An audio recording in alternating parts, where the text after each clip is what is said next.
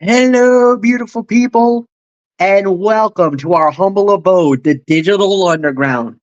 On this Feel Good Friday, March 22nd, 2024, and this wacky wrestling show starts right now. What's up, everybody? It's Good MF Michael Fletcher. Yes, I'm back in the catbird seat tonight. Had to deal with a little bit of an issue last night that knocked me out of the show. Everything's good now. Thank you for all the love and the support, guys. You guys are the best fans in the world. We've already said that. We've established it. And tonight we're back. We're better than ever. And this time I'm coming with vengeance. So this time I'm with my good buddy, Anthony Florio. And tonight we got ourselves a pretty good show. Smackdown Live. We're going to recap that. Then we're going to preview RWA's Fatal Impact going down tomorrow night live from the American Legion Hall in Riverside, Rhode Island. Literally our backyard. You're coming to our turf. This is East Providence, Riverside area. This is our home turf. And RWA is coming back. So we're going to preview that. There's some great matches on that fight card that we're definitely going to get into. And then if we can get some, there will be some NCAA recap. Anthony Foyle will run it down on Thursday and what we've seen up to this point. And we might give you maybe some bonus commentary. Most likely not, but we will keep you posted on all the NCAA games. We've had some nice upsets earlier last night. We actually had a couple of a major upset that went down today. We'll get into all that, and we will update you guys on the bracket, what we're looking at, and a preview of tomorrow's action for all you fans out there, the Saturday slate. And if there is a chance, I doubt we'll be able to get it into tonight, but we might even tell you what you might expect for Sunday's lineup. Obviously, times are not announced. We got to wait till all the games are done tonight. That most likely probably won't happen. However, we'll give you as much of the coverage when it relates to the NCAA tournament. So we'll get into that in a little while. But first, we'll start out with Smackdown Live. Formally tonight, this time we were at the Pfizer Forum in Milwaukee, Wisconsin. Of course, the home of the Milwaukee Bucks. And we started it off with, well, one of the most highly anticipated matchups. Santos Escobar going one-on-one Rey Mysterio, Legado Fantasma, and the LWO banned from ringside. They could not get involved. And when it was all said and done, Santos Escobar winning the match in 12 minutes and 21 seconds. And it wasn't an LWO breaking the rule. Dominic Mysterio showed up and interfered on the behalf of Santos Escobar that led to Santos hitting the 619 on Rey, Phantom Driver, and it was all over from there. 3 to 3.5 stars is my rating for the match. This is very interesting because Santos versus Rey was a very good match. Good ring psychology, good storyline that was written. Everything was fine. The biggest head scratcher was, why did Dominic show up? What was the meaning of Dominic Mysterio to come out to interfere in that match? We thought there was really any business for Dominic to get involved in the match. Maybe just to stick it to his dad one more time and everything else. But this time around, to help his rival, this might lead to WrestleMania. Now, I get it. A lot of people may say, why would you do another match like this? Why would you do Dominic and Rey? No, I think this time around, we're getting a tag team fight for WrestleMania. And I honestly believe we actually could get Santos Escobar and Dominic Mysterio against Rey Mysterio and maybe, and I really think this might actually happen, Andrade Cien Almas or Andrade El Idolo, whichever you want to say. La Sangra might be invading WrestleMania. And if that guy shows up, ooh, I am loving it because I am all for that. Lucha Libre gets a prime time spot at WrestleMania. And this is a big matchup, too, because you got a legend in Rey Mysterio, the godfather of Lucha Libre. Then you got, like I said, La Sangra himself, the son of La Sangra, who is one of the most iconic wrestling families in Mexico with Andrade. Dan Santos Escobar, who many people consider one of the future stars in Lucha Libre and was without a doubt one of the premier guys in Lucha Libre and is definitely gotten a major push in WWE. And then, of course, you can't just dismiss Dirty Dominic Mysterio. His contribution, even though he is young, he still has a great future ahead of him. They've actually poked the ball with Dominic and have made him a very, very, very good star already, right out of the gate. The nuclear heat this guy gets every time he's in the ring, it's palpable. You can feel it. You can sense it. He is definitely I mean, Philadelphia might get themselves a bargain match at WrestleMania if this actually does happen. If we get a tag team fight of Andrade and Rey versus Santos and Dominic, dude, this will be an epic matchup to say the very least. And for me, this might actually be a great moment for like I said, not just for me because this would be the ultimate dream fight for me at a WrestleMania to get a Lucha Libre showcase fight like this at WrestleMania. I would pay, I would pay for this. This is, like I said, the culture, the legacy, the greatness, and on top of that, with the LWO, there's also a reuniting. We get Zelina and Andrade back together for the first time in about maybe 3 years. That would be it just for that moment alone, especially the moment that Zelina gets to see Andrade. You know that's going to be such a special moment for them. It's a full circle moment for me because I love Andrade and my love affair for Zelina Vega. So there is nothing more to say. Anthony Florio, 3 stars. This might lead to something even bigger at WrestleMania.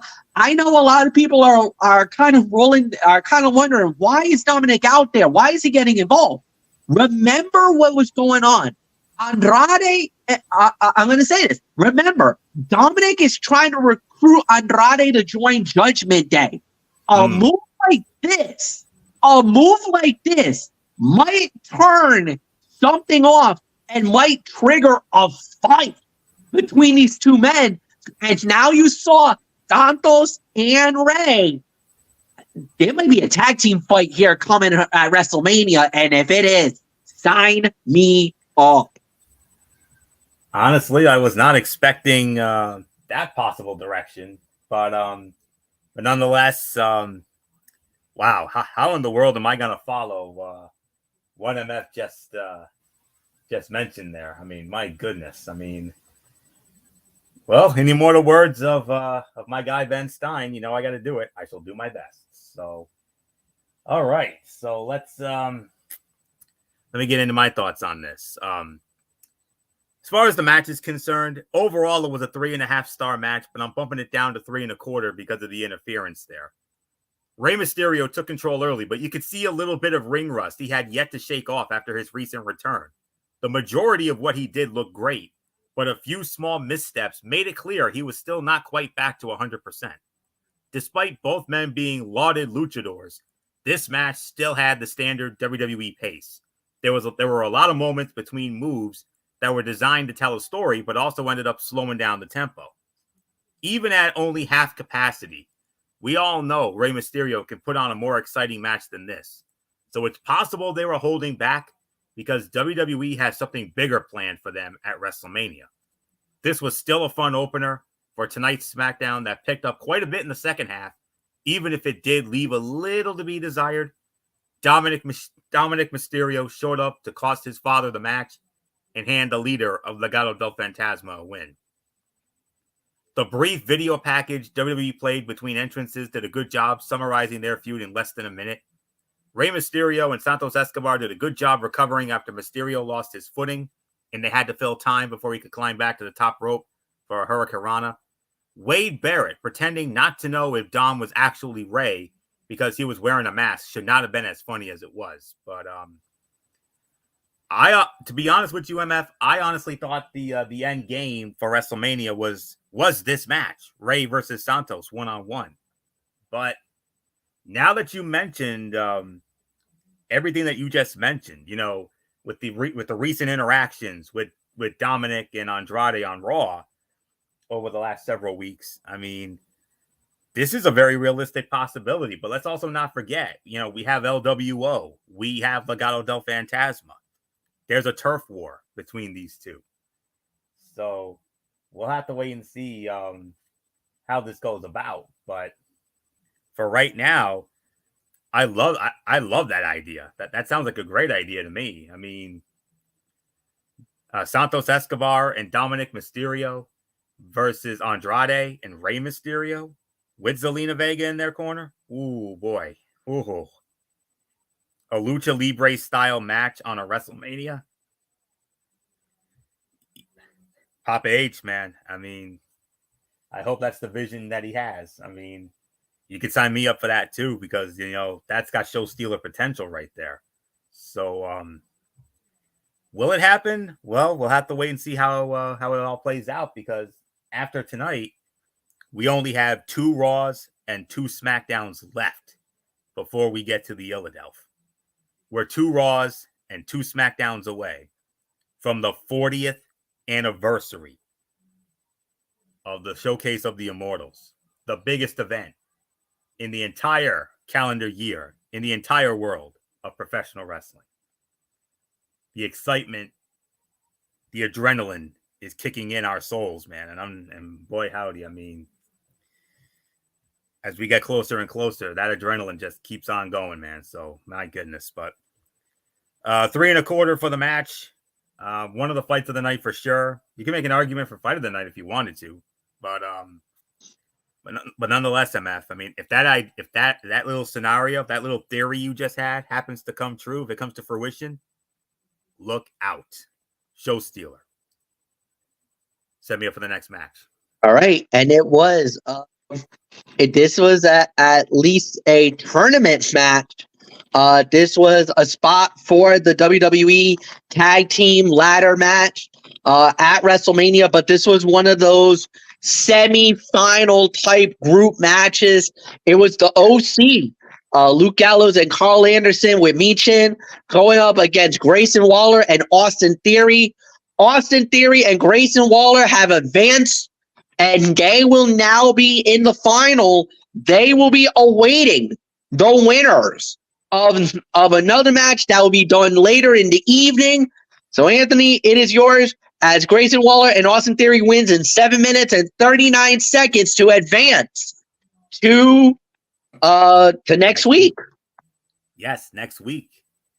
And that'll be, of course, at one of our favorite venues, MF, the legendary Mohegan Sun Arena.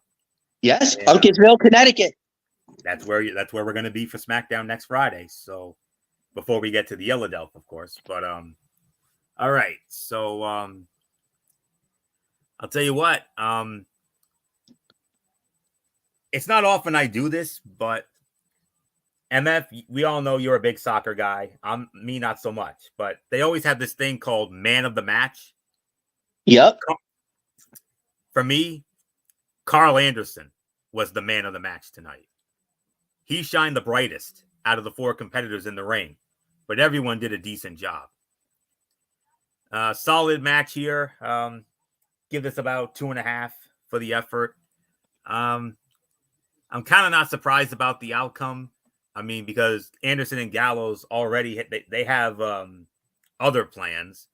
Because as you all know, this past Tuesday night on NXT, they picked up a victory over Tank Walker and Tank Ledger and Hank Walker, excuse me, to qualify for that huge triple threat match on the April 2nd NXT, where they, the Good Brothers, along with Nathan Frazier and Axiom and Del Toro and Wild of the LWO, winner of that triple threat match will face off against Braun Breaker and Baron Corbin for the NXT Tag Team Championship at Stand and Deliver. So no surprise about Theory and Waller. I mean, they've been getting pushed a little bit more, and they advance now to the bracket number 2 final.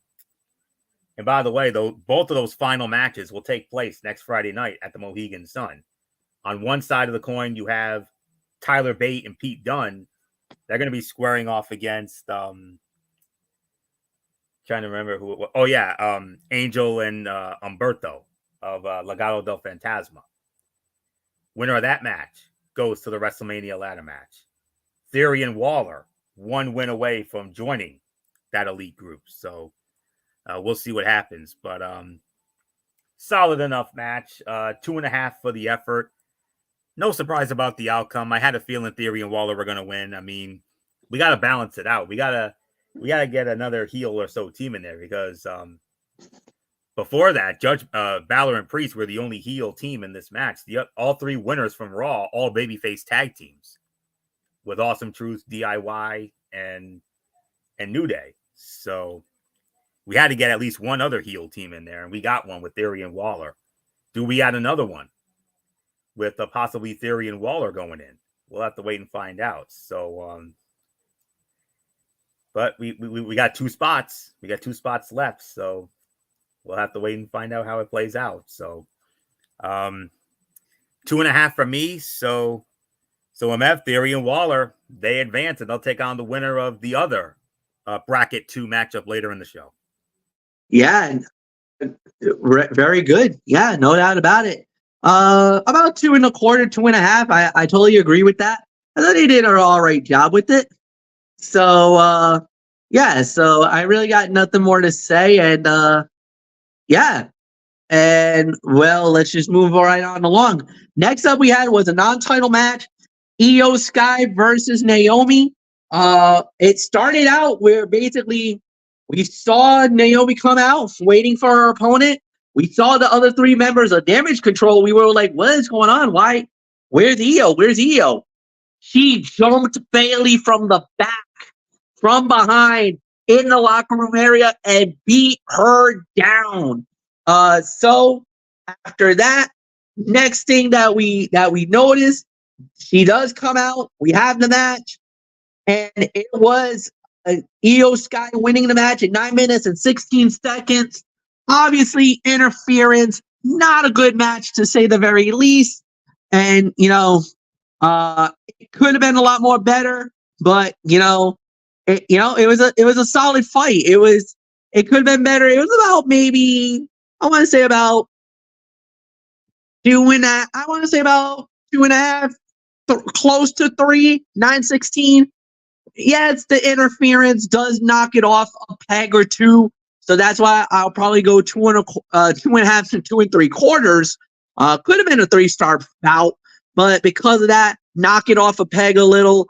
And then the beatdown, Bianca Belair tried to save Naomi, and it ended up paying quite the price, to say the very least. So, look, Bianca made some very devastating accusations.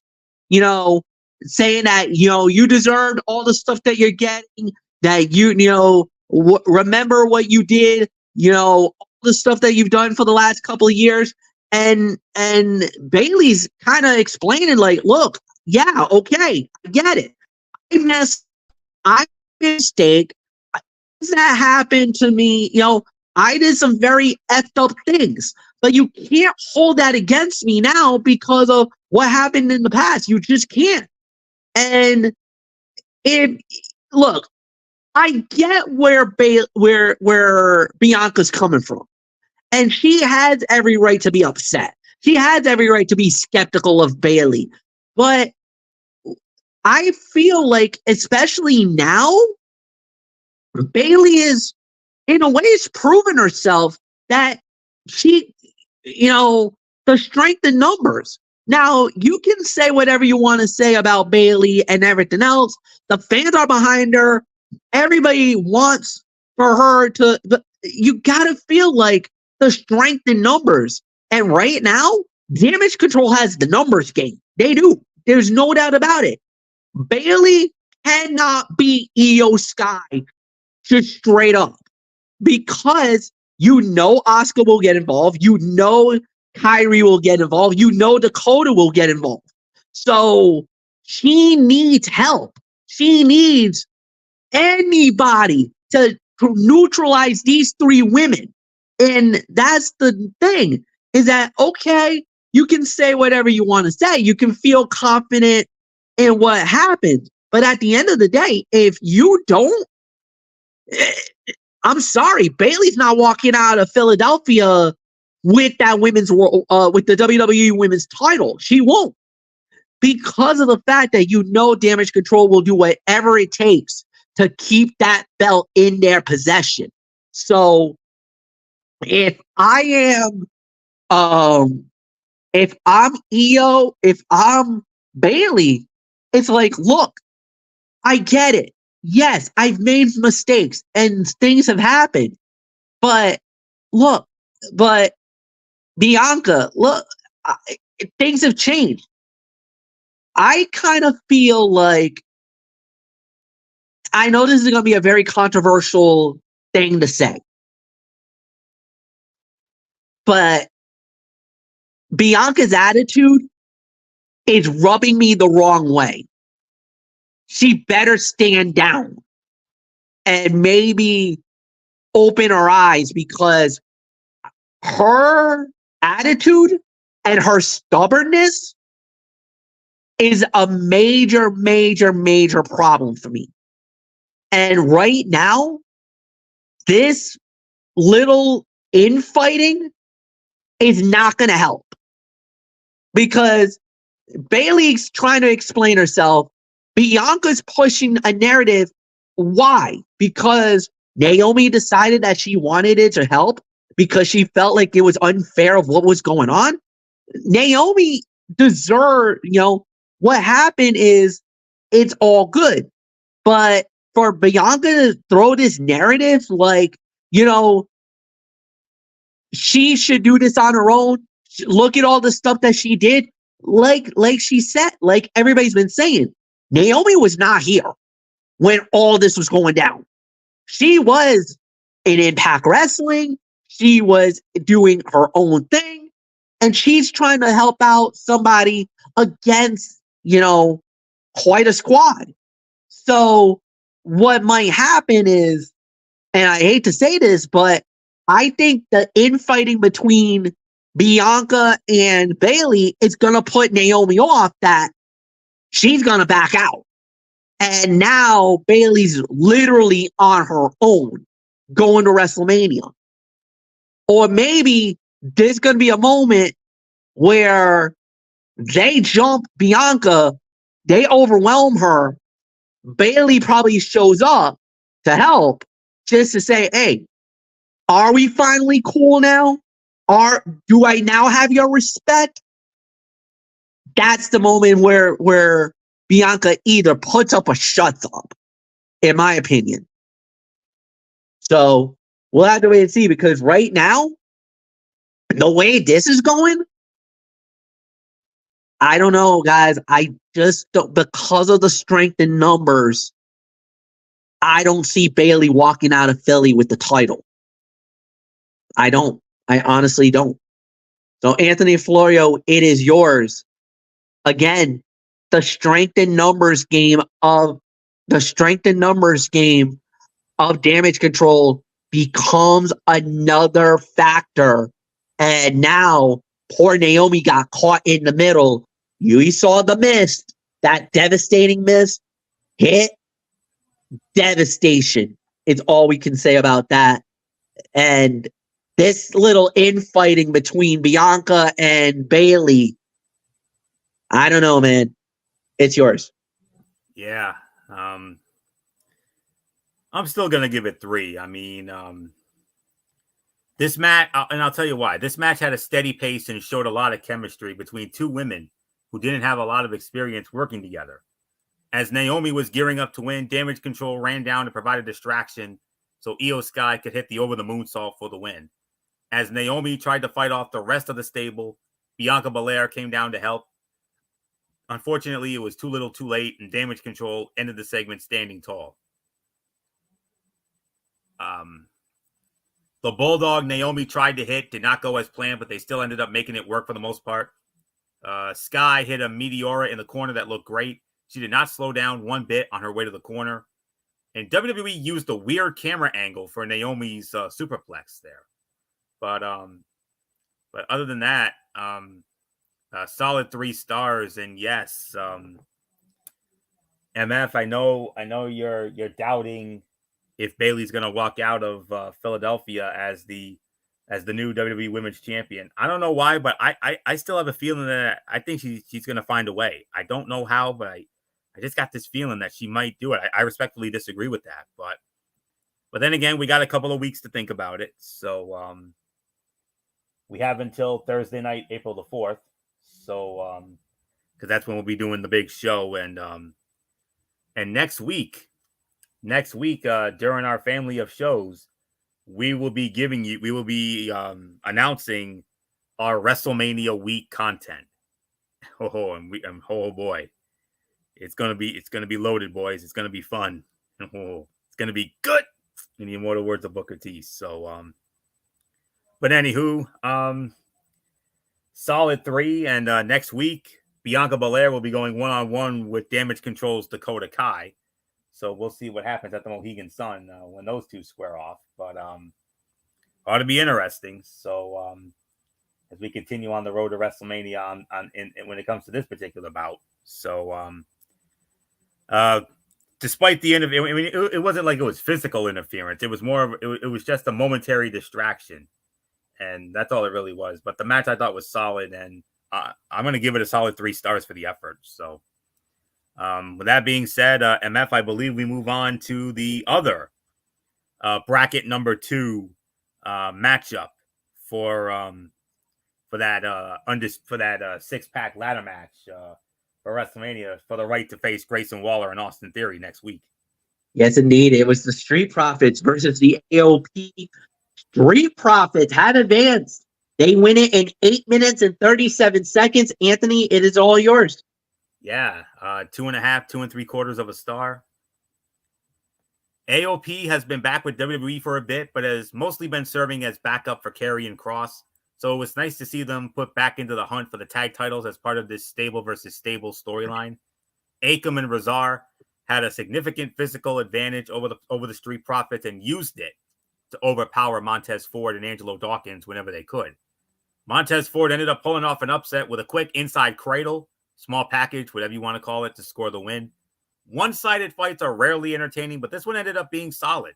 It's great to see the tag team division on SmackDown with something to fight for again. AOP catching Montez Ford as he flew over the top rope for that tope con hilo before they powerbombed him into Angelo Dawkins. Awesome spot. And Angelo Dawkins hitting Akam with the silencer was a good spot also. This was 2.5 teetering on 3 for this effort. So, yeah, no surprise. I'm kind of not surprised about this outcome. I kind of had a feeling Street Profits were going to go over. They're a little more established right now.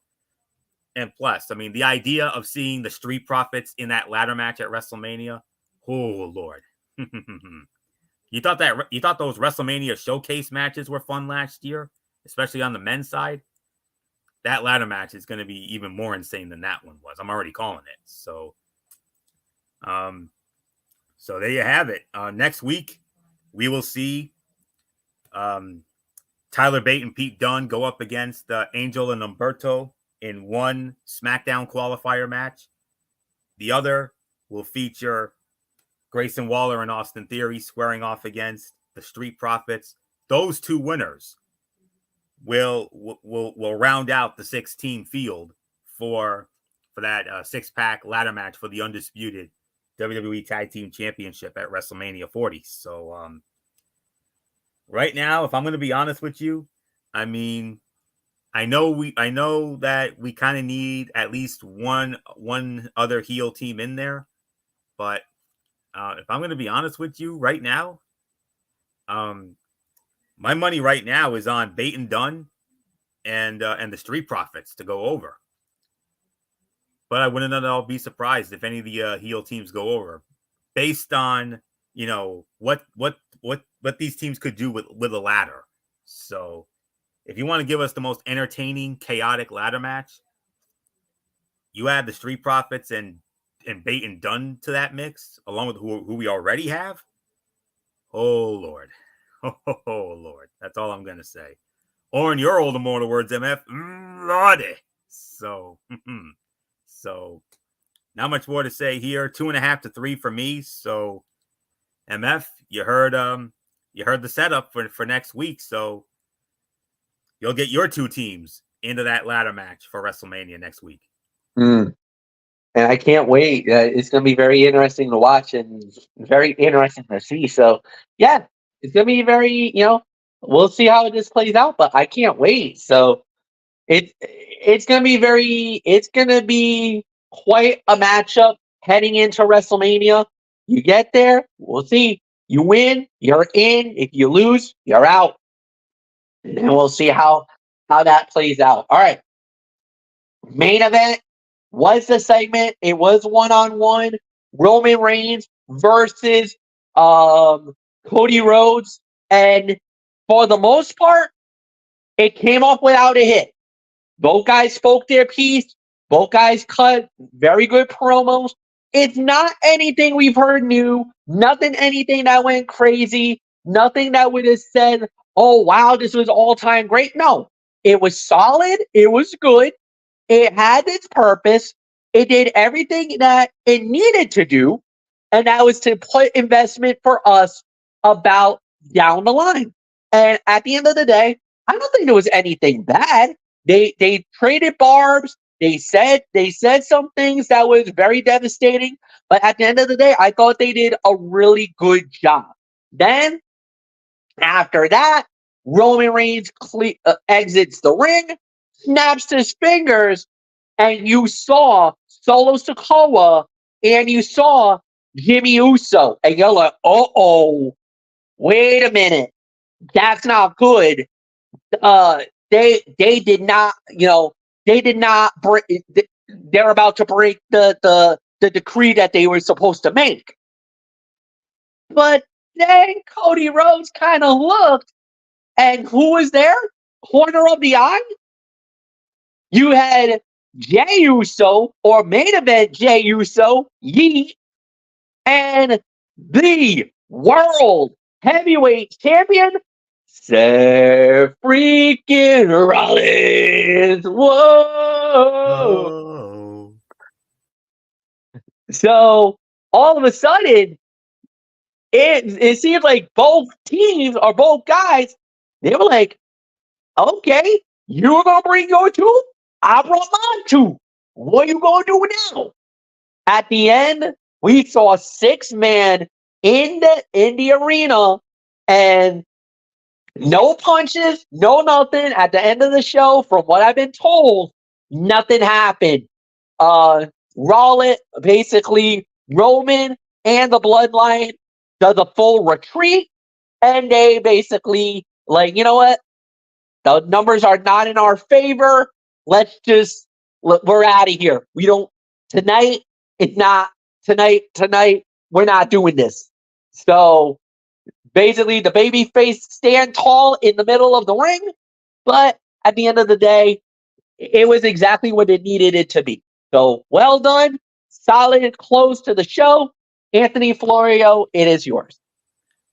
The final 25 minutes of tonight's show were devoted to the standoff between Cody Rhodes and Roman Reigns, who both promised to show up alone. After 10 minutes of entrances and a commercial break, we got 15 minutes of them trading barbs. None of what we heard was new information, but Cody Rhodes did a good job planting seeds of doubt in Roman's head. Jimmy Uso and Solo Sikoa eventually showed up in the crowd, but so did main event Jey Uso and World Heavyweight Champion Seth freaking Rollins.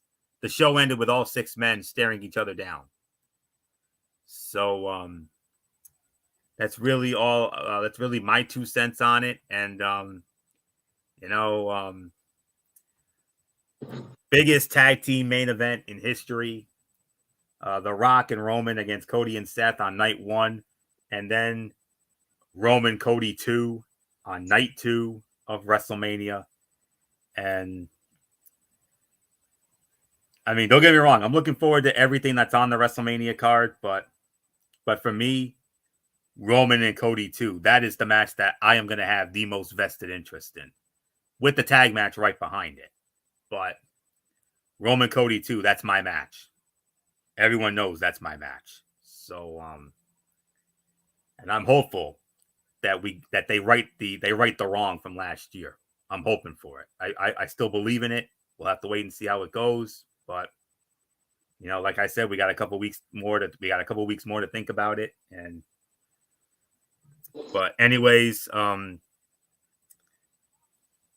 it came off I mean, yes, it was fine. It was good, but I was hoping for a little more. I'm going to be honest with you. I kind of felt a little underwhelmed, but I'm not saying it was terrible or anything. I'm just saying that they could have done a little bit more. So, but other than that, though, it was good enough for me. So, well, we'll have to wait and see what they decide to do with the remaining 2 Raws and 2 Smackdowns. I mean, what we do know is that The Rock will be on that final Raw, on the go home Raw for WrestleMania. He'll be at the Barclays in Brooklyn on April 1. So hopefully something big will happen with that. But we'll have to wait and find out. But as the old saying, and as an MF, I can still hear you say it as the show went off the air tonight. You said it. You said, "Oh my, the battle lines have been drawn." Yeah. So the battle lines have indeed been drawn, and if this is any indication, MF, do not at all be surprised if The Rock and Roman win that tag match on night 1, and then the Roman and Cody night 2 ends up being that overbooked Bloodline Rules train wreck, and Cody having to be in for the fight of his life. So if he wants to finish the story, so by default, the segment of the night, because we hardly had any. I mean, this is the only real in-ring segment we had here. I mean, it wasn't epic, it wasn't overly exciting, but it was fine for what it was. I'll put it that way. So with that being said, I do believe I start the overall review. Is that right? You do indeed start the overall review. Okay. I'm going to go somewhere between 7 and 7.5. Tonight's show didn't have anything incredibly memorable or spectacular take place, but it also didn't have any bad or weak segments. Everything ranged from down the middle to slightly above average. Rey Mysterio and Santos Escobar could have easily stolen the show, but chose to work a slower pace that didn't lend itself well to their lucha style. They did a good job, but we all know they can do much better and likely will in their next encounter. All 4 matches were decent, but none of them overly stood out above the others in any significant way. WrestleMania 40 already has a total of 10 matches in place and will likely add a few more over the next 2 weeks. the road to WrestleMania is the year's busiest period for the entire wrestling industry. Now then, according to a dirt sheet I read earlier this week, I'm hearing that they could be adding at least 4 more matches, because I heard the working plan. I heard the plan for both nights is to have 7 matches on each night, total of 14. I'm good with that. I'm sure MF is good with that. And I mean, 7 matches for WrestleMania, that's kind of about right, if I remember correctly, because how many matches do they normally do at a WrestleMania? This is at least a good, 12, 13 matches traditionally at WrestleMania? Probably more, a little more than that. Over the last few years, well, let's not forget, the most matches on a WrestleMania card was 4. I mean, on that night, they had WrestleMania 4 had 16 total matches, but that was mainly because of the tournament. Because of the tournament, yeah. But outside of the tournament, I think the record was 14, and I believe we had that each of WrestleMania's 5, 6, and 7. I think 5, 6, and 7 all had 14 matches on each of those shows. Yeah. So, and this would be a total of 14, and from what I'm hearing, the plan is, according to a dirt sheet I read this week, they want to do 7 on night 1, 7 on night 2. I'm good with that. I'm good with it too. And then if you think about it, it'll be in a 3.5 to 4 hour format, meaning this show will be over by at least 10:30, maybe close to 11, especially on night 1. I don't know how night 2 is going to look, because they're both the start time for both is 7. So so we'll see. So and if that's the case, then we'll be able to we'll be able to get in a recap show on both nights. So no doubt. Yes, absolutely. So 7.5 for me. Milwaukee, Algonquin for the good land, as we all know. They not the best show, but not the worst either. But like I said, solid enough show. So between 7.5. So MF, your thoughts on tonight's SmackDown from the Fiserv Forum in Milwaukee? 7.5 is definitely the correct rating, and they did a good job. So I'm really got nothing more to add, and we'll just move on along. All right, guys. So like we said, tomorrow night is RWA Fatal Impact. That will be live from the American Legion, or the American Legion in Riverside, Rhode Island. And well, let's cut it down. We're gonna get to hear from the RWA hype champion himself, Coach Will. He'll be in the building, and we're gonna get to hear from him. Not only that, but the Collective will be in action. Tag team fight for them.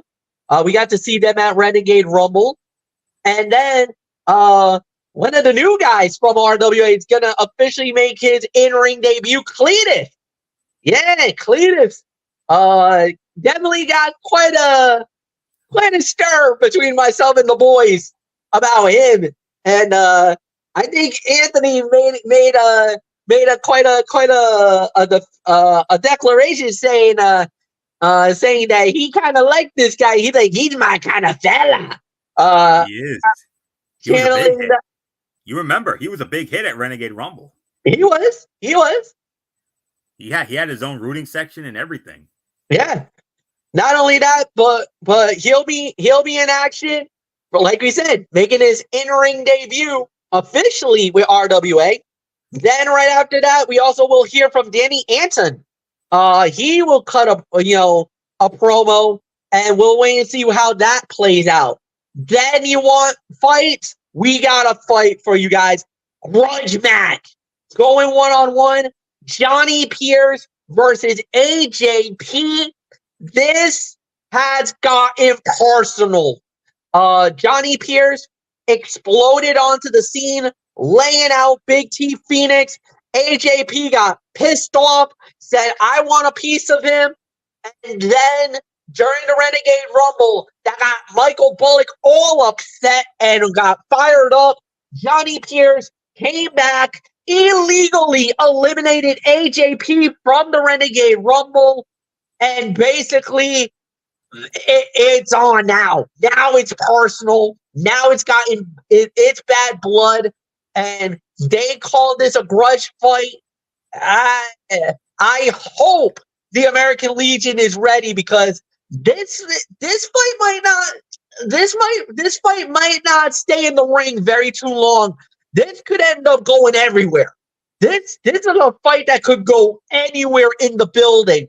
Downstairs, watch out. Bar, there's some pool tables down there. Watch out, guys. You might get a surprise down there. Or this could end up going outside the building. Like I said, tempers are flaring between these two guys. They do not like each other. And AJP is you want to talk about hopping mad? AJP is on a mission now.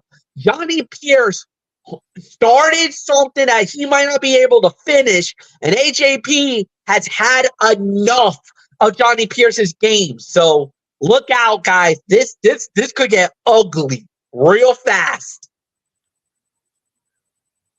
Oh yeah, no doubt about it. And if the Renegade Rumble wasn't any indication, I mean, oh boy, the commentary we did, wow. Yeah, you and Bullock both lost your minds, and I went on a vintage Jesse moment, and I said brilliant and the whole 9 yards, and you guys just went off. Oh man, so yeah, that's going to be a fight tomorrow night. There's no question about it. So something tells me AJP might win this thing, but we'll have to wait and find out. But yep. So next up we have was this is a RWA tag team eliminator, as it will be the reigning champions, DUI, Destruction under Impact, and they will be going up against the Brooks Dynasty.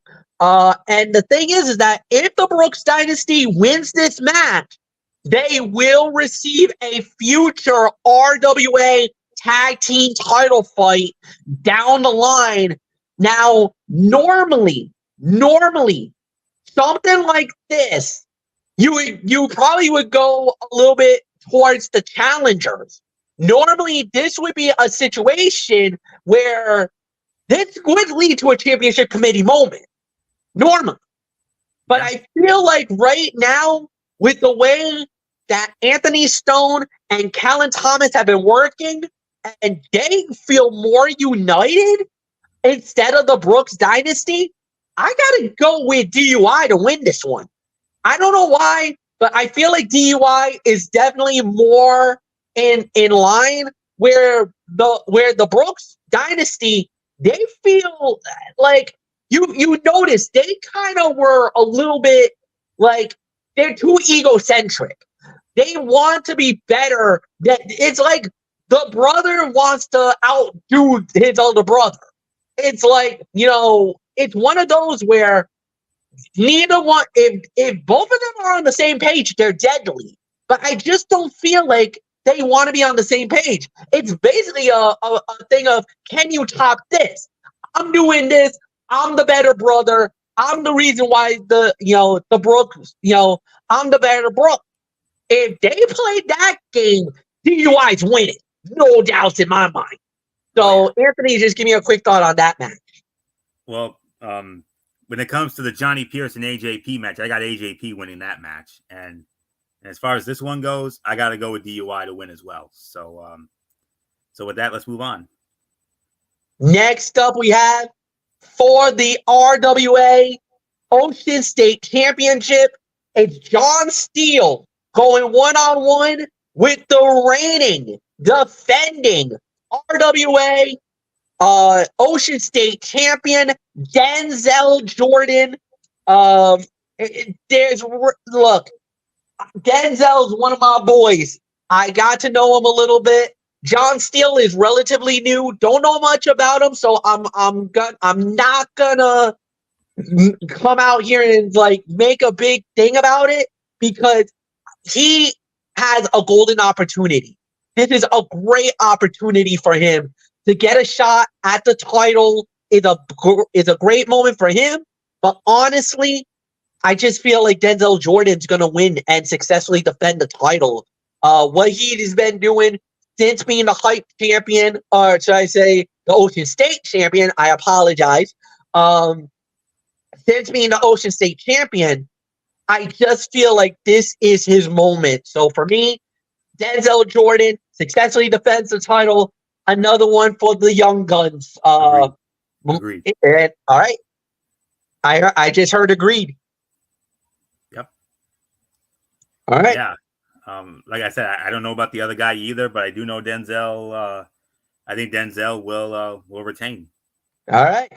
Next up, we have is a singles matchup, 1-on-1, as it's the Queen of New England, the Portuguese powerhouse Ariel, and she's going up against a woman that just recently competed at, and I can't believe this, but she just recently competed for AEW. That's right. Huh? Last week. Last week. Friday night on Rampage. She got to compete in AEW. Little Mean Kathleen, LMK. She got to live out the biggest dream of her life. She now comes back to EP, to the Riverside, to the American Legion, to now take on the Queen of New England. And trust me, this got Ariel all upset that Lil Mean Kathleen got that moment. She got that rub. She got to compete at AEW? Are you kidding me? Like against Toni Storm and Mariah May, no less. Yeah. So I mean, you want to talk about the biggest moment of Lil Mean Kathleen's career? She just lived it, competing at TD Garden in Boston at AEW, and now she comes back to RWA and she gets to face off with the Queen of New England. I hate to say this, I love Lil Mean Kathleen, but with Ariel, with the momentum she's got right now, I think Ariel wins, and I think she kind of. And the thing is, look, I know Lil Mean Kathleen. She is a spitfire. Ariel better not take this girl lightly, because she is, without a doubt, a really good wrestler and very talented in the ring. So, I mean, Anthony, it is all yours. Yes, absolutely. Little Mean Kathleen, and I don't remember the name of her partner, but it was her and her partner going up again in a squash match against the AEW Women's Champion Toni Storm and Mariah May last Friday night on Rampage. That was taped in Boston after the big business edition of Dynamite, and big moment for Little Mean Kathleen. I mean, I noticed it. I had to send it to MF because I know MF's history with her. So, and I know when I dropped that message on you, MF, you were like, "What? Are you kidding me?" I swear I could have heard I'm almost certain I heard a loud Pat McAfee like "Let's go" from your end, but when I dropped that message on you, but nonetheless, I got to go with Ariel too. I mean, especially the momentum with her and her husband, wink wink, which we will get to as he will be in the main event of Fatal Impact tomorrow night. So got to go with Ariel here. I mean, there's no question about it. I mean, they are you could say they're the faces of RWA right now, and they got all the momentum in the world. So Little Mean Kathleen will give her a fight, no question about it, just like Spike did, just like that Spike girl did when she took on Ariel last month at a Renegade Rumble. But as we saw, but you got to go with Ariel right now. So Ariel wins. So with that, MF, let's continue on. Next up, we have is another grudge match, but this one has absolutely gotten very personal. It is Nick Diamond going one-on-one with the winner of the 2024 Renegade Rumble, the man that now has a guaranteed RWA championship fight at Legacy. The Mind Eraser, Mike Grassa. You can say Mike Bullock's buddy, to say the very least. Him and Grassa definitely has had a very good friendship lately, and as a matter of fact, Grassa will not be alone. He'll have his beautiful fiance by his side on this one. This has been months in the making. Nick Diamond, Mike Grassa teamed up. They won their match. That gave them number 29 and 30 at the Renegade Rumble. Oh, by the way, they ended up being the final two. They ended up being the final two in the Rumble, and Mike Grassa won it all. He won. He won the Rumble. Man. Huh? That place exploded when he won that thing. He absolutely. Mike Grassa won the Rumble. He's now guaranteed a shot at the RWA Championship at Legacy. That's going to be later this year. I believe in August is when that title shot now happens for him. August 10th. August 10th.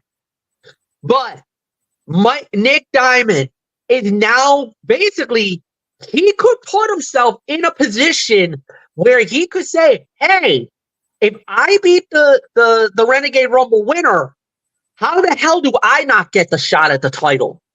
He could, if he beats Mike Grassa, that might open the door for Nick Diamond to go after RWA management and say, hey, I beat your Renegade Rumble winner. How the hell am I not getting a title fight for the RWA? As a matter of fact, I'll do one better. Why don't you force Grassa to put his title shot on the line? Why don't you make him put his legacy shot on the line so I can get it? Now, if Grassa wins, Diamond, you're in the back of the line and you're gone, bro. You're out of play. Huh? Yeah, see you, bye. Yeah, see you, bye. And then Grassa gets more momentum heading into Legacy more than anything else. And that could be a monumental moment. You get to silence your biggest hater. You get to silence your biggest critic. The man that's been a thorn in your side for the last few months, and he has been. And to finish that story, to put that story to bed, to focus on something even bigger. Down the line, you got the guaranteed shot, and we know what it means for Mike Grassa, because it's been about, I want to say about 3 or 4 years since he's become RWA champion. It's been a while since Mike Grassa has held that gold. Now, this was before his fiance. This was before everything.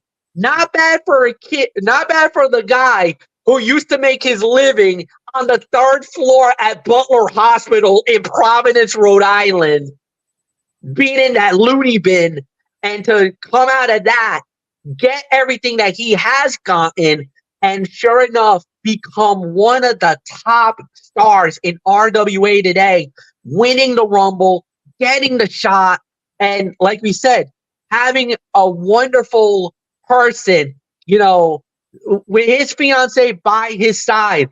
They are one of the biggest power couples in RWA today. No doubt. Absolutely. Hands down. Them. Yes, they are. But let's also not forget right now, the power couple right now, Ariel and BMT. Oh, yeah. And we'll get into him in just a matter of moments.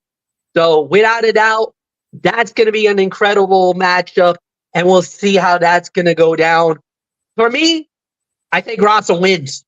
I think Grassa keeps the momentum going. I think he's well on his way. Like I said, he is going to ride that wave all the way to Legacy and then let the chips fall where they may if he walks away with that title or not. Absolutely. So we'll see. Mike Grassa wins. I agree. 100%. All right. Next up we got is the Mighty Bosch.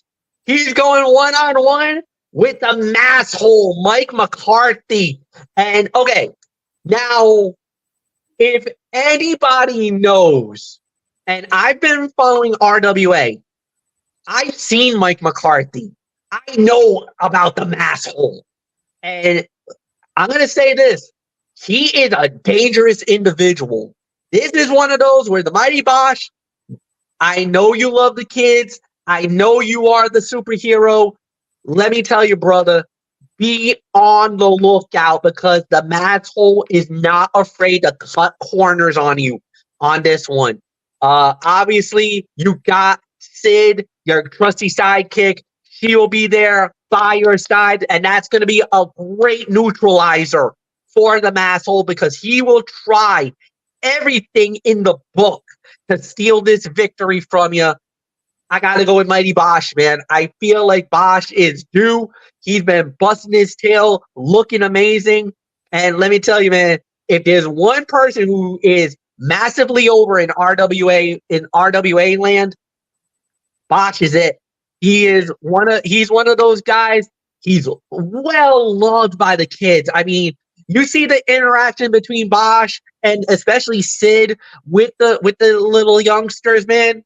Dude, yeah. It melts your heart, man. He is without a doubt one of the nicest. And the thing is, he is as cool as he is with the kids.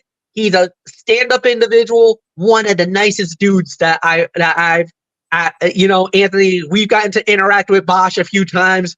Of course. Like I said, he's one of the coolest guys in RWA. He absolutely is. And you've seen it on social media. You've seen those pics of those library events that they have. Yes.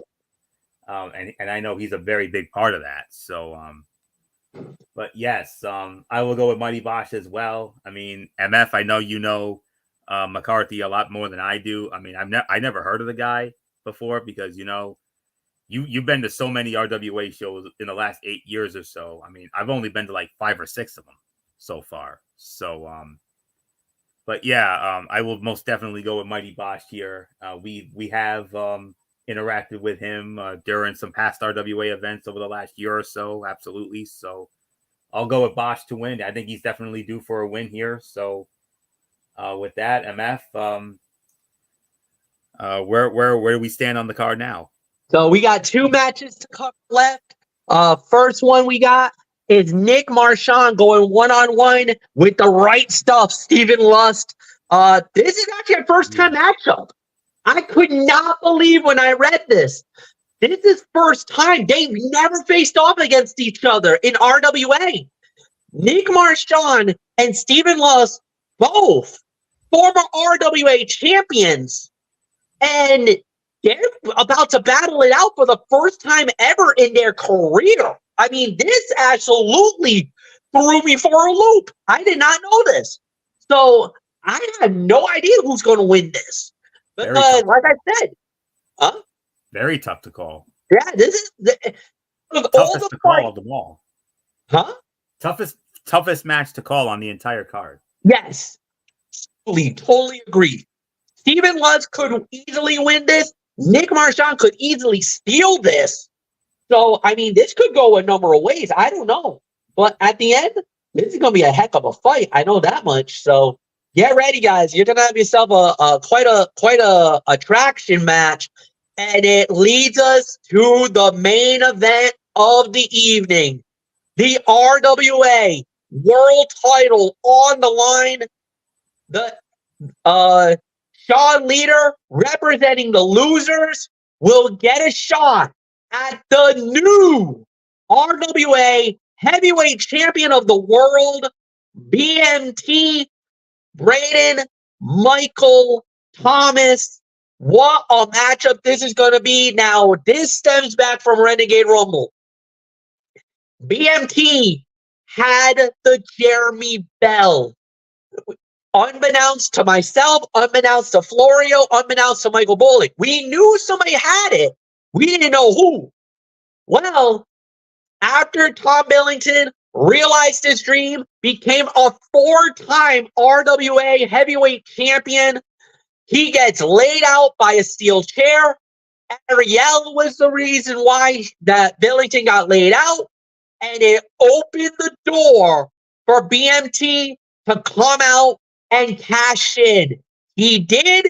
He knocked off Billington and won the title for the first time in his career.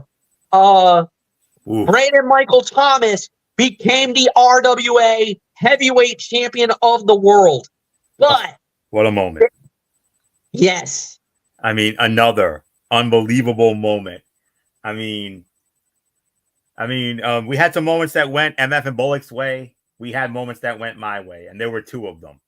I mean, you guys had Grassa, you know, with the Renegade Rumble, but oh boy, I mean, it was one thing. It was one thing when Johnny Pierce eliminated AJP illegally from the Renegade Rumble, but when BMT won, when Billington at first won, you guys went crazy, and I'm like, you got to be kidding me, and then when he came out, and then when BMT won the title, I mocked you, MF. I did the history has been made, unprecedented crowding. And then you said, "What?" And boy, did you trigger me when you said that. I said, history has been made, unprecedented crowding. Yeah, and you and Bullock. Oh my goodness, you guys went off. And RWA has a YouTube channel, and they have the matches up there, so you can relive them. And I relived them, and you'll definitely see a shot of myself, MF, and Bullock losing our minds during that magic moment. So, but yeah,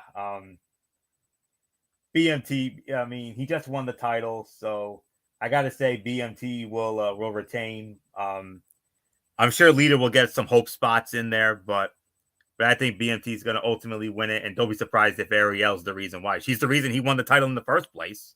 When she hit, when she nailed Billington with the chair. So BMT retains. Yes, obviously I got to be a little more loyal to Sean Leader. Sean's my boy. I mean, he hooked me up with the Ultimate shirt at Legacy a year ago. So I kind of have a bigger soft spot for Leader. He's one of my boys. I got mad respect for him. I know what he's doing is noble because he wants revenge after what happened to Billington. So there's no doubt in my mind that I would love to see Sean win it all. I just, like you said, I just don't think it's going to happen. I think the numbers game is going to overwhelm.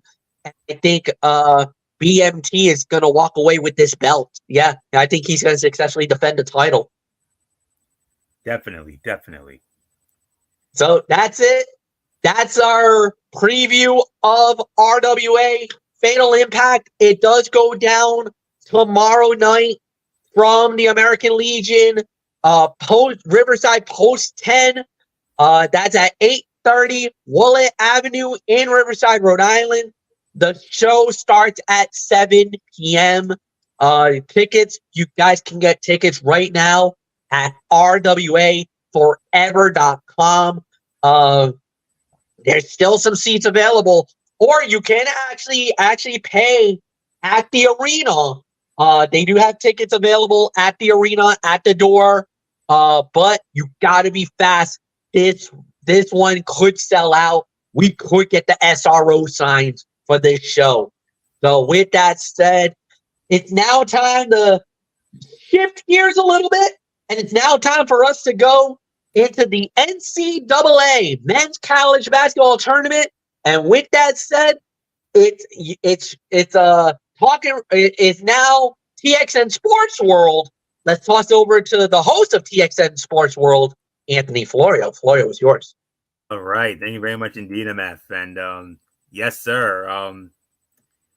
It all started this past Tuesday night in Dayton, Ohio, when they had the first 4 play-in games.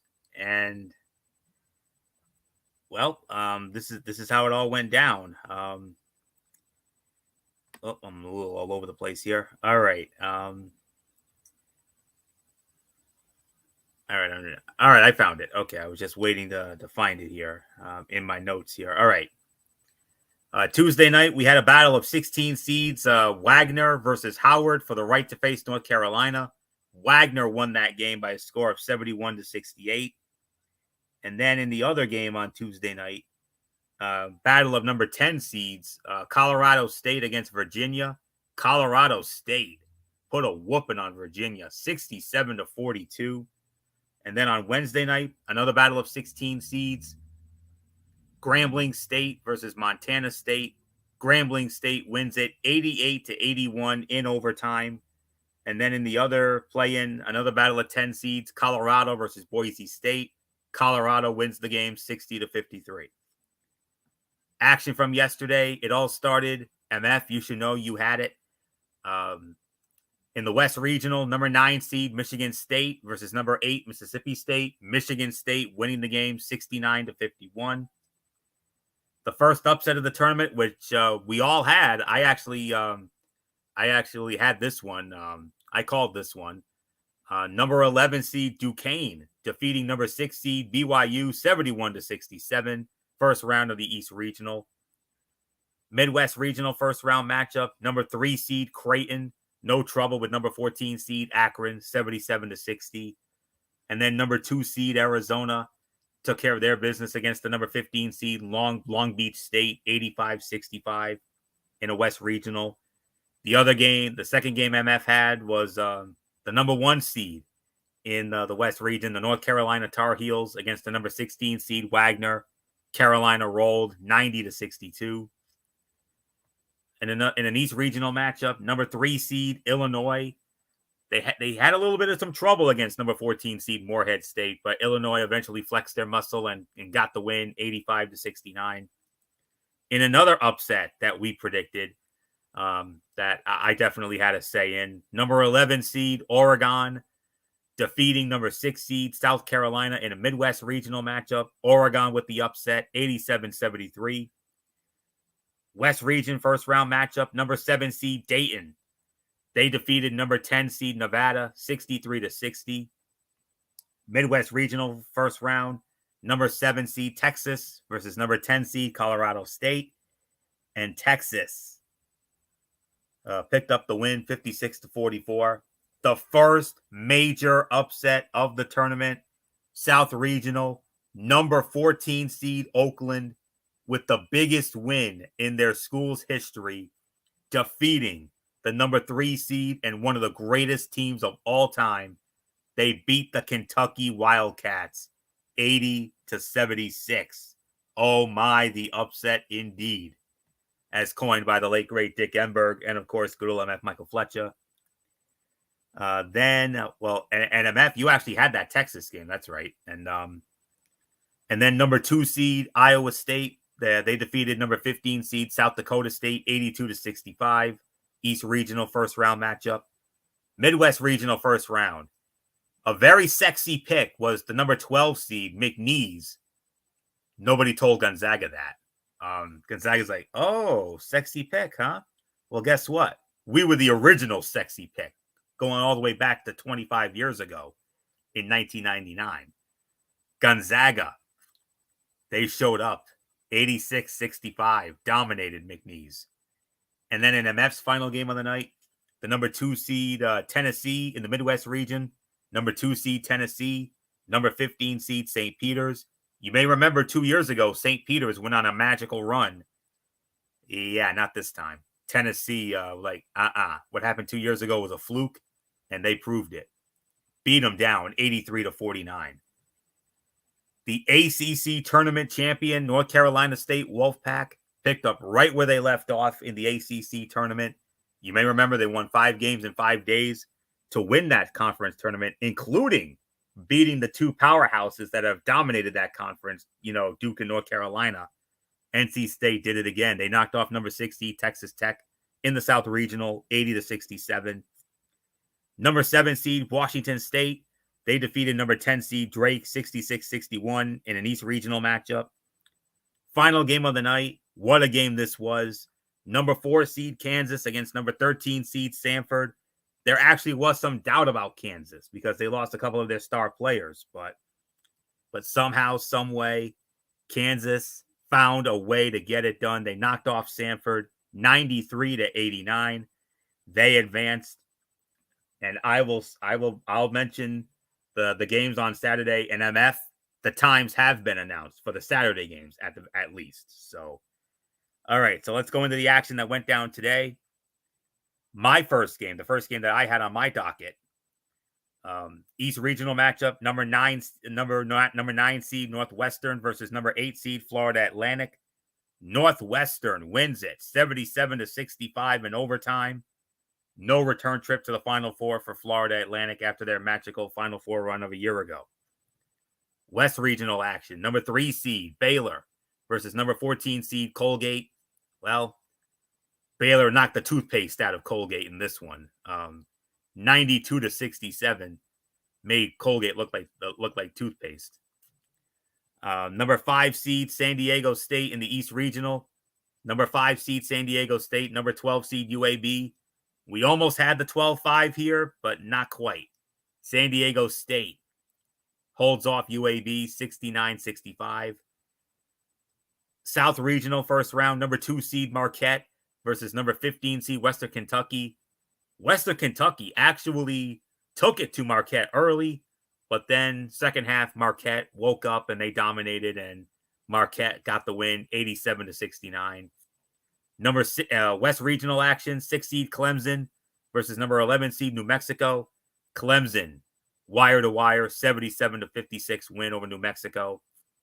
The most dominant performance of the day came from your reigning, defending, undisputed national champion UConn Huskies, and they had absolutely no trouble with Stetson whatsoever. 91-52, coast to coast, wire to wire. They keep playing like that, UConn's going to be the team to beat in this tournament, I'm telling you.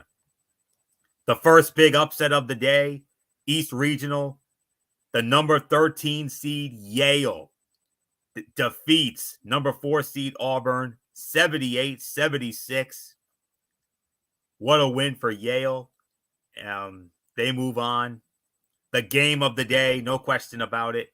Number 10 seed Colorado versus number 7 seed Florida.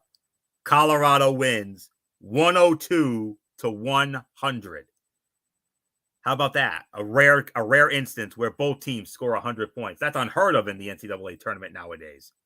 We got it here. Game of the tournament so far. 5-star classic, Shakespearean drama. Colorado, what a win. 102-100. Number 9 seed, Texas A&M. They went wire to wire against number 8 seed Nebraska. Texas A&M went over 98-83. MF, your Dukies. They had a bit of a battle with the Vermont Catamounts, the number 13 seed in the South region. But like we've seen them do so many times under Coach K and now under the protege, John Shire, Duke gets by Vermont 64-47. Duke advances. Midwest Regional, number 1 seed Purdue. No trouble with Grambling State, 78-50, the win for Purdue. And West Regional, number 4 seed Alabama. What a game this ended up being with number 13 seed Charleston. Alabama wins 109-96. Big win for Alabama. Games going on in progress right now. Number 1 seed Houston, well on their way. 3:39 remaining. They're playing number 16 seed Longwood. They're up 77-40. So it's safe to say that Houston will complete the clean sweep for the number 1 seeds. No upset. We're not going to see a Fairleigh Dickinson situation from last year. You all remember Fairleigh Dickinson knocking off Purdue and becoming only the second team to do it on the men's side after UMBC did it to Virginia in 2018. Third time overall. It happened only once on the women's side. Harvard knocking off Stanford in 98. So, but yeah, no 16-1 upset this time. About 2 minutes to go in the second half. And if this holds up, we might finally have a 12-5 upset. James Madison with a 68-57 lead over Wisconsin. Barring anything out of the ordinary, we might get that 12-5 upset that MF loves so much. You might get it, MF. You're closing in on it. So, and then early second half action, number 8 seed Utah State leading number 9 seed TCU 51-46. And at the half, we have a potential for another 12-5 upset. Grand Canyon with a 1-point lead on St. Mary's, 28-27 at the half. All right, so let's set the table for tomorrow's action on the men's side. It all kicks off at approximately 12:45 tomorrow. Hold on one second here. All right, I got it now. All right. Game time is 12:45 tomorrow afternoon. Second round action in the West region. It will be number 2 seed Arizona squaring off against number 7 seed Dayton. And then at approximately 3:15 tomorrow, Midwest Regional second round matchup. What a matchup we got here. Number 4 seed Kansas versus number 5 seed Gonzaga. What a game that's going to be. But I think the game we're all looking forward to, 5:30 tomorrow, Big Ten ACC matchup, 2 of the greatest tournament teams of all time. The number 1 seed North Carolina Tar Heels versus the number 9 seed Michigan State Spartans. Man, what a game that's going to be. 6:10 p.m. tomorrow, in the East region, number 2 seed Iowa State will square off against number 7 seed Washington State. 7:10 p.m. tomorrow night, and under a Cinderella special, number 11 seed North Carolina State versus number 14 seed Oakland. And then approximately 8 p.m. tomorrow night, MF, you got yourself another good one here. You thought Michigan State, North Carolina was great. You're also going to have number 2 seed Tennessee versus number 7 seed Texas. And then 8:40 approximately tomorrow night, number 3 seed Illinois versus number 11 seed Duquesne. And then the final game of the night tomorrow night, 9:40, number 3 seed Creighton versus number 11 seed Oregon. Not all the matchups for Sunday have been set, but we do have some matchups that are set. Number 1 overall seed UConn will battle number 9 seed Northwestern. Number 2 seed Marquette will be squaring off against number 10 seed Colorado. Number 5 seed San Diego State will be squaring off against number 13 seed Yale. And number 3 seed Baylor versus number 6 seed Clemson. Those are the only matchups set for the second round for Sunday. Let me see. Purdue will be awaiting the winner of TCU and Utah State. Alabama will be awaiting the winner of Grand Canyon and St. Mary's, I do believe. Duke will await the winner of James Madison and Wisconsin. And I think we could pretty much pencil in Texas A&M versus Houston for Sunday. So that's all that I have. Obviously, the times have not been announced yet. So that is your 2024 NCAA tournament update. We will have another round of this next week on next week's show. So as we'll be into the Sweet 16 and getting ready for the Elite 8 a week from tonight. So with that being said, MF, you heard all of that. So of course, I know you had some things to say about your Dukies. I noticed what you said on your Facebook there about the Dukies against Vermont. But yeah, I mean, how about this tournament so far? Look at all these upsets that have been happening so far. Yeah, and I think that's been the biggest thing. We've always said, the NCAA tournament is always, this is why we love March Madness. This is why we love the tournament. For moments like this, for upsets like this. I mean, imagine Oakland over Kentucky, man. That is like big one. That's how biggest win. Yeah, the biggest win in school history. And that's the biggest thing, is that you get a little school like this, you give them a powerhouse, you give them one of those Mount Rushmore teams, and then they do that. Your life is changed forever. The college life is changed forever. And you start to realize you become, like a national spotlight after that moment. As a matter of fact, one of the star players from Oakland was on the Pat McAfee show today. And they were talking about the upset and everything else. And it was incredible. So, yes, these are those type of moments where you get great play, you get great action, and this is why you love college basketball. This is the one time in the whole year that you really get invested into. Without a doubt, it's incredible. And I can't wait to talk about it more next week. So we're just going to get on out of here, guys. We're done for the night. On Monday, we do it all over again. Ridiculously Raw, hosted by Anthony Florio at 11 p.m. Eastern on the Tone 25.